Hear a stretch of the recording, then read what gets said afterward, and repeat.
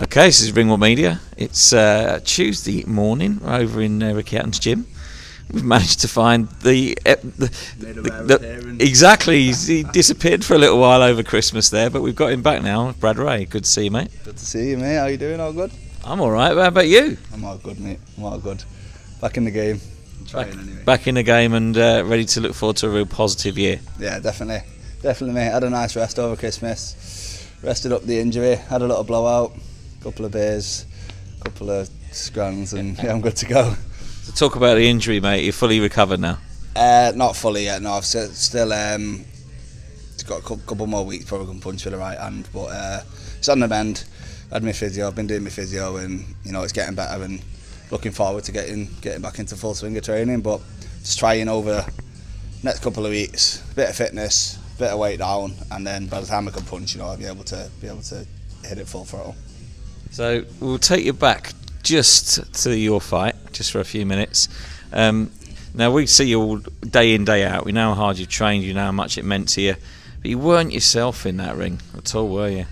Yeah, a bit of an off night for me, I think. I'm not going to start reeling off excuses. I got beat by the better man on the night. But yeah, I think I had a bit of an off night, and it was hard because it wasn't like I cut corners in the gym and in training, and I didn't put it in. I put it in for 12 weeks. You know what I mean? I couldn't have trained any harder, and then I just didn't turn up on a night. I didn't perform, and like I say, it's I think a lot of that credit to Denny.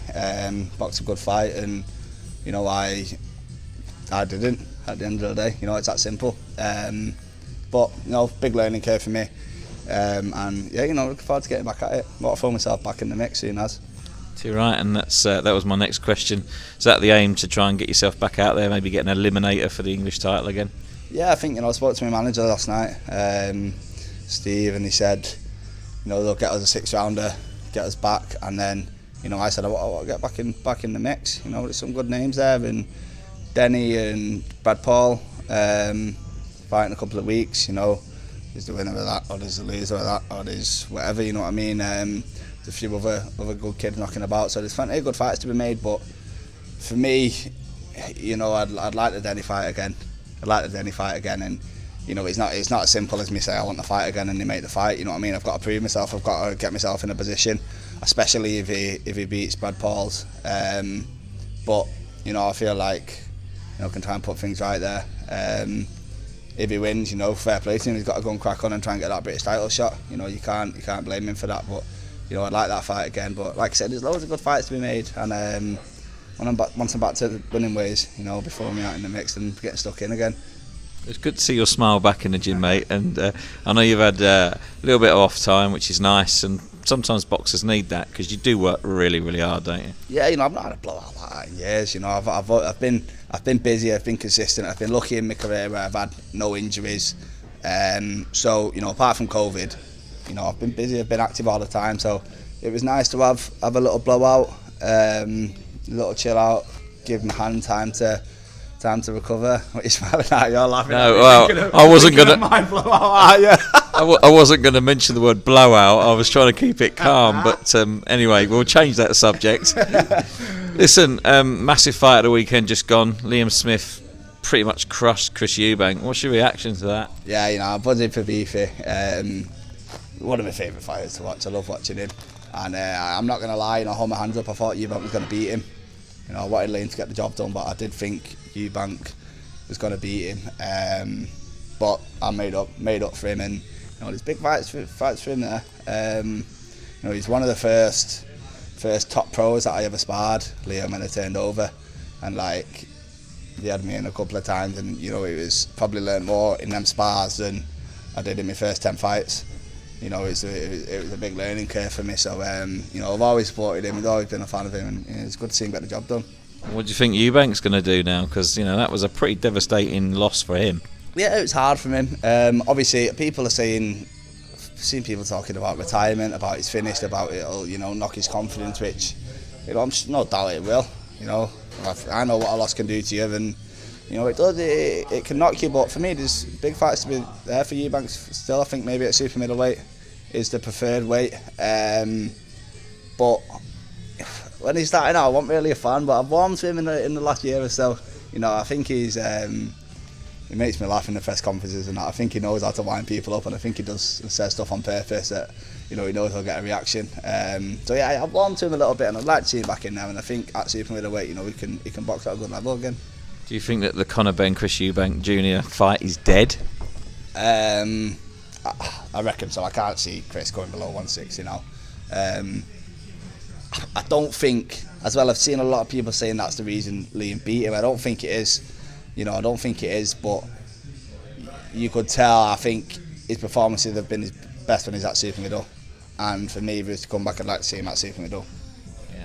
And a big fight this weekend, of course. You've got Anthony Yarde taking on Artur Beterbiev. I mean, that's going to be a fucking war, isn't it? Yeah, I think while it lasts, you know, I like Beterbiev. He's just no messing about, is he? He just gets down to business, and you know, I'm looking forward to. I think it'll be entertaining while it lasts, but I can't see it going past 6. Yeah, I think Beterbiev will stop him, but you know, with the good rounds that he's been having with the boys. But yeah, I think he'll stop him before the halfway point, Beterbiev. And then one last thing, you got Jack Massey boxing Joseph Parker, top 10 heavyweight in the world, former WBO, I think it was, world champion, because no one would fight him at cruiserweight. Good account of himself at the weekend, went all 10 rounds, I think there was 3 in it in the end. He's going to drop back down to cruiserweight. Can you see him now being more in the mix with the people like Riakporhe and Billum Smith? Do you think he's now going to get those fights? Yeah, definitely. I think, you know, no one thought he was going to go the distance with Parker. It's a top lad like Jack, you know, he gave a good account of himself, and I think that now, especially with him getting the foot in the door with Sky and with Boxer, you know, he's got his foot in the door now, and they've got, you know, some of the biggest fights at cruiserweight for him. I think they'll be easy to make. For me, I'd like to see him in with Isaac Chamberlain, Chris Billum Smith. You know, I think they're some of the entertaining fights. I think, you know, you've got the likes of Riakporhe who may be trying to push on. I think I win against Billum Smith or Chamberlain or someone around that level. What about Jordan Thompson, maybe? Yeah, you know, Jordan's a good mate of mine. You know, we're both from the same area, and you know, it's another big fight. You know, maybe that's a fight that should be made. Yeah, definitely. The thing is with Jack, you know, I don't think he's tied down to any promoter at the moment, is he? So, you know, he's got the options. He's got the options where we can jump over to the zone and fight a matchroom fighter, or you know, we can box on Sky. And you know, I think the position he's in after that good account of himself against Parker, you know, there's some good fights to be made. So definitely. Well, it's really good to see you back in the gym, mate. Back on it. I see you on that treadmill. Was not as easy as normal, mate. Blowing out my heart. But we really hope that your recovery, you know, happens quickly, and we get to see you back in the ring as soon as possible, mate. Because I think this year is going to be a very good year for you. Yeah, mate. Soon be back in the game. Be a long road back, but you know, we'll soon be back in the game. Listen, great to speak to you, mate. Thanks very much for your time, as always. Thank you.